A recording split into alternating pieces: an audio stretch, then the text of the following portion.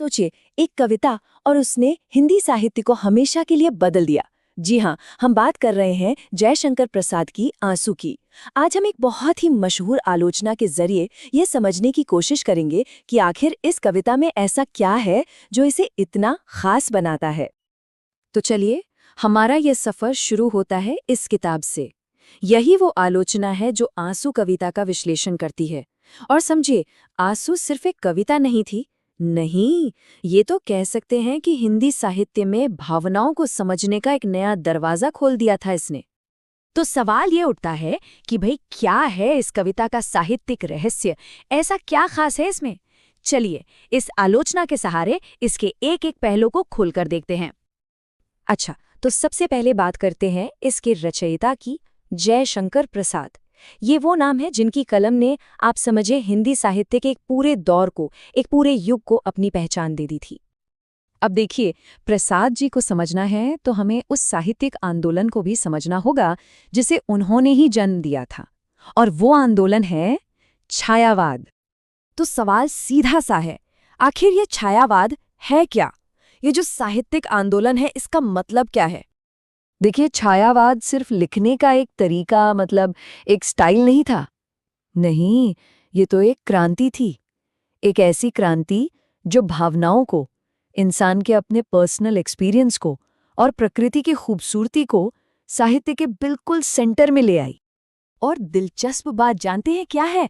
आलोचक यहाँ बिल्कुल साफ साफ कहते हैं कि भाई, छायावाद के जनक तो प्रसाद ही हैं, और आंसू ही वो कविता है जिसने इस पूरे आंदोलन की नींव रखी थी।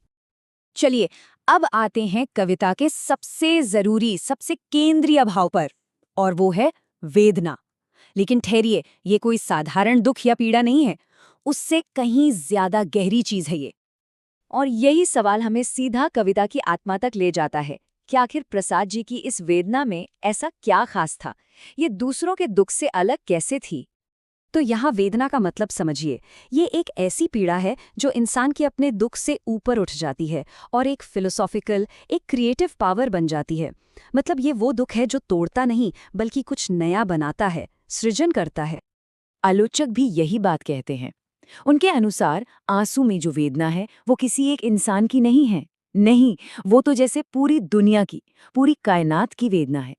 ये कविता मानो पूरी मानवता के दुख को आवाज दे रही हो। तो इसका मतलब क्या हुआ? इसका मतलब ये हुआ कि प्रसाद की वेदना दुनिया को तोड़ती नहीं, बल्कि जोड़ती है। ये सुख और दुख के टकराव से पैदा हुई एक ऐसी क्रिएटिव फोर्स है जो हमें जिंदगी के गहरे सच का एहसास कराती है। जरा ये पंक्ति सुनिए, रोए कुछ इस तरह से मेरे पास कि जैसे बादल हो बरसने को बहुत देर से तरसे। वाह, क्या कमाल की पंक्ति है! ये उस गहरी पीड़ा की एक शानदार मिसाल है। इसमें सिर्फ रोना नहीं है, बल्कि एक ऐसा दुख है जो बहुत लंबे समय से दबा हुआ है और अब बादलों की तरह बरस जाने को बेताब है। अच्छा, अब एक और जरूरी बात पर आते हैं। देखिए, अक्सर लोग ना छायावाद और रहस्यवाद, इन दोनों को एक ही समझ लेते हैं, कंफ्यूज हो जाते हैं। पर सच तो ये है कि इन दोनों में जमीन आसमान का फर्क है। और हमारे आलोचक इसी कंफ्यूजन को, इसी भ्रम को दूर करते हैं। वो एकदम साफ बताते हैं कि छायावाद, जिसे अंग्रेजी में रोमांटिसिज्म कह सकते हैं, और रहस्यवाद यानी मिस्टिसिज्म, ये दोनों बिल्कुल अलग अलग वैचारिक धाराएं हैं, एक नहीं है। इसको ना एक आसान तरीके से समझते हैं। छायावाद जो है वो कल्पना और भावना की दुनिया है, जबकि रहस्यवाद वो ज्ञान और सच की खोज है। तो एक तरह से एक आर्ट है तो दूसरा फिलॉसफी। छायावाद इंसानी भावनाओं की गहराई में जाता है और रहस्यवाद का लक्ष्य है परम सत्य या ईश्वर को पा लेना। तो चलिए, अब बात करते हैं आंसू की लेगेसी की, इसकी विरासत की। आखिर ऐसा क्या है कि ये कविता आज भी उतनी ही रेलेवेंट है, उतनी ही प्रासंगिक है? और इसकी वजह यही है कि आंसू सिर्फ एक कविता नहीं है, ये तो भावनाओं और जीवन के दर्शन पर लिखी गई एक पूरी किताब जैसी है। ये अपने आप में एक मुकम्मल फिलॉसफी है। आंसुओं की विरासत कितनी गहरी है, इसका सबसे बड़ा सबूत तो ये है कि आज भी यूनिवर्सिटी से लेकर स्कूलों तक हर जगह प्रसाद की ये रचना बड़े सम्मान के साथ पढ़ाई जाती है। ये हमारे साहित्य का, हमारे कल्चर का एक अटूट हिस्सा बन चुकी है।